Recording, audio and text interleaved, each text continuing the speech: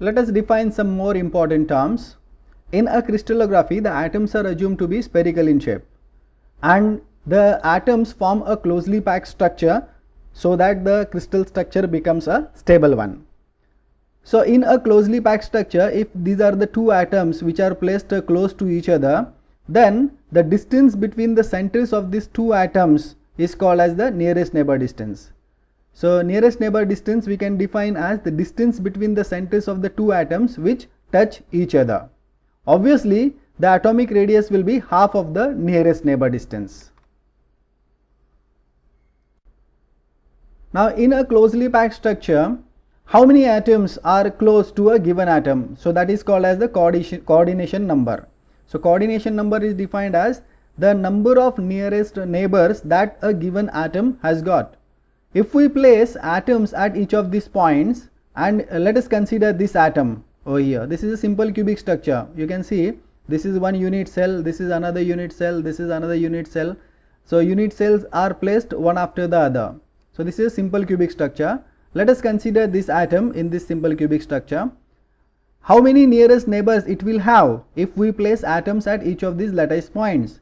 This atom will have 1, 2, 3, 4, 5, 6 nearest neighbors, and therefore the coordination number for simple cubic structure is 6.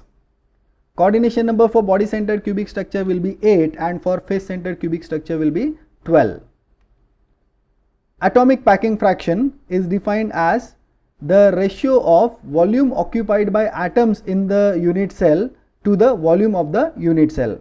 You can see the atoms we have assumed to be spherical in shape, and when we keep these pairs close to each other, there will be some void spaces in between. So inside the crystal there will be such void spaces. So how much is that void space?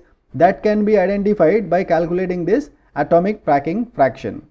So atomic packing fraction is defined as the volume occupied by atoms inside the crystals divided by volume of the crystal. Now unit cell is the representative volume inside the crystal. So we can define atomic packing fraction as the volume ratio of atomic packing fraction can be defined as the ratio of volume occupied by atoms in the unit cell to the volume of the unit cell. So this is a simple summary of what we already know. For simple cubic structure, the number of atoms per unit cell is 1. For body centered cubic structure, there are 2 atoms per unit cell. For face centered cubic structure, there are 4 atoms per unit cell, and for diamond structure there are 8 atoms per unit cell. Coordination number for simple cubic is 6. For BCC it is 8. For face centered cubic structure there are 12 atoms surrounding the one atom, and for diamond structure it is 4. Nearest neighbor distance in simple cubic structure, it will be A.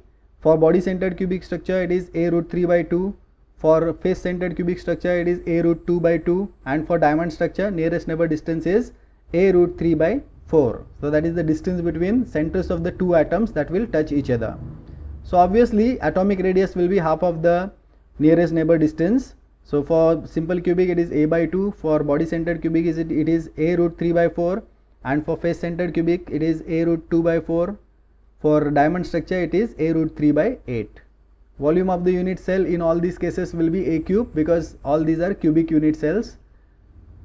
Atomic packing factor, if you calculate, for simple cubic it is 0.52, for body centered cubic it is 0.68, for face centered cubic it is 0.74, and for diamond structure it is 0.34. So you can see face centered cubic is atomic packing factor is high, so there will be very little amount of void space. For diamond structure, void space is around 66%.